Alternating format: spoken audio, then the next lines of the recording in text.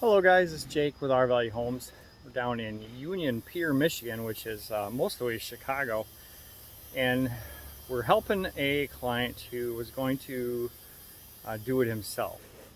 He purchased a former drain for his footings and Lite-Form for his ICF walls.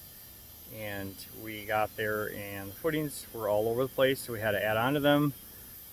Remove some of the former drain, which wasn't needed anyways because there's not living space on the other side of the wall. We didn't need the footing drainage, but really want to talk to you today about the Lite-Form ICF blocks. Here are the Lite-Form blocks. They come folded, as you can see here, and you unfold them. It's a hinged web.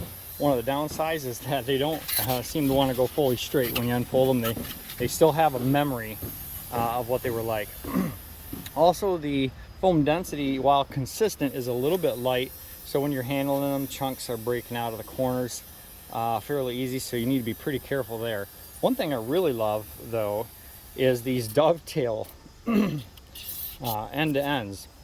Super helpful when we're setting the bottom row. Keep things locked together, make sure no gaps open up, so that part is really nice.